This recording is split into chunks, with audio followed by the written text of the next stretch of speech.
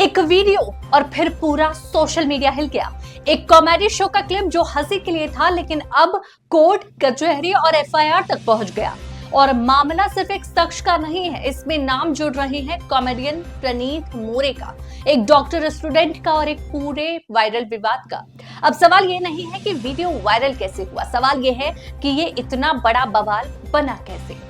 शुरुआत में मामला सिर्फ एक कॉमेडी शो का लग रहा था, लेकिन धीरे धीरे ये विवाद इतना बढ़ गया कि अब इसमें कानूनी कार्रवाई तक की बात आ चुकी है। महाराष्ट्र साइबर पुलिस ने इस मामले में एफआईआर दर्ज कर ली है और जांच शुरू कर दी है। तो चलिए, आखिर ये पूरा मामला चला कहां से, शुरू कहां से और कैसे इतना बड़ा बन गया, हम आपको आसान भाषा में बताते हैं। दरअसल मामला एक स्टेज शो से जुड़ा है, जिसमें कॉमेडियन प्रणीत मोरे पर पहले भी एक टिप्पणी को लेकर विवाद हो चुका था। कहा जा रहा है 370 रुपए वाली बिरयानी को लेकर की गई एक कमेंट के बाद सोशल मीडिया पर काफी नाराजगी देखने को मिली थी। उस दौरान भी मामला काफी वायरल हुआ और बहस तेज हो गई थी। इसी बीच एक और वीडियो सामने आया जिसने पूरे मामले को और ज्यादा खड़ा कर दिया। इस वीडियो में शो के दौरान एक डॉक्टर स्टूडेंट से जुड़ी टिप्पणी को लेकर विवाद खड़ा हो गया। आरोप है कि इस बातचीत में मेडिकल शिक्षा और शवों से जुड़े विषय पर आपत्तिजनक भाषा का इस्तेमाल किया गया है, जिसके बाद लोगों ने सोशल मीडिया पर कड़ी प्रतिक्रिया दी। देखते ही देखते ये वीडियो वायरल हो गया और मामला सिर्फ सोशल मीडिया तक सीमित नहीं रहा।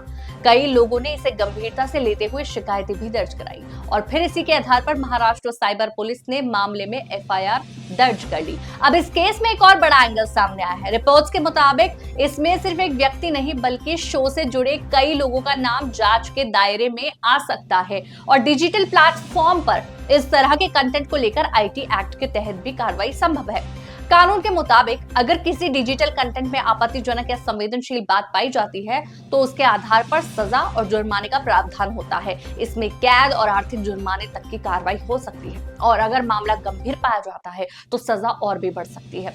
अब यहाँ सवाल सिर्फ एक शो या एक वीडियो का नहीं है। सवाल यह है कि डिजिटल प्लेटफॉर्म पर कॉमेडी और संवेदनशील विषयों के बीच की लाइन कितनी साफ होनी चाहिए, क्योंकि एक तरफ लोग इसे सिर्फ कॉमेडी और ह्यूमर कह रहे हैं तो दूसरी तरफ इसे गंभीर और आपत्तिजनक कंटेंट माना जा रहा है। फिलहाल मामला जांच में है और महाराष्ट्र साइबर पुलिस इस पूरे केस की गहराई से जांच कर रही है। कौन जिम्मेदार है, क्या कहा गया है, किस संदर्भ में कहा गया है, ये सभी बातें अब जांच के बाद ही साफ होंगी।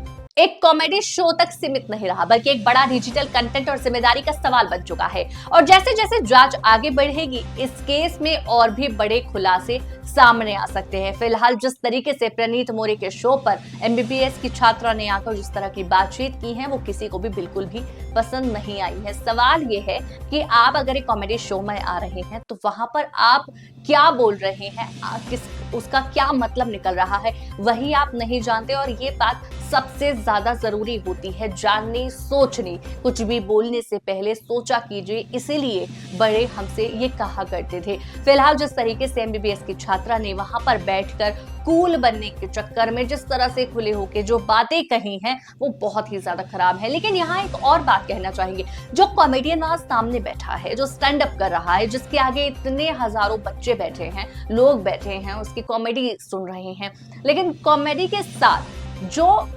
कमेंट्स सामने से आ रहे हैं, जिस तरह की स्टोरी सामने से आ रही है, क्या उसे रोकने का, उस पर कुछ कहने का या उस पर सवाल खड़ा करने का हक आपका नहीं बनता?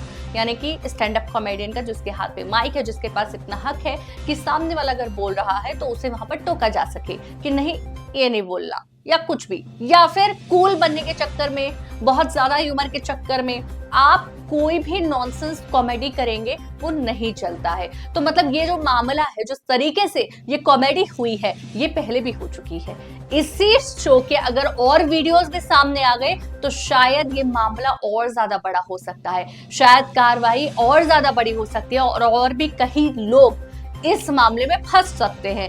क्योंकि अभी तो 370 वाला बिरयानी का मामला सामने आया, फिर ये एमबीबीएस की छात्रा सामने आई, लेकिन धीरे धीरे और भी वीडियो सामने आ रही हैं जिसमें कोई अपनी क्या ही स्टोरी सुना रहा है। आपको क्या बताएं कि वहां पर किस तरह की बातें सामने आ रही हैं। फिलहाल आप क्या कहना चाहेंगे इस पर कमेंट सेक्शन में अपनी राय जरूर दीजिएगा। इस तरह की जो कॉमेडी आजकल देखने को मिल रही है, उस पर आपकी क्या राय है, जरूर हमें बताइएगा। और साथ ही ऐसे ही ताजा अपडेट्स के लिए हमारे चैनल को सब्सक्राइब करना बिल्कुल मत भूलिए। अगर आप फेसबुक पर देख रहे हैं तो हमारे फेसबुक के पेज को जरूर फॉलो कर लीजिए। धन्यवाद।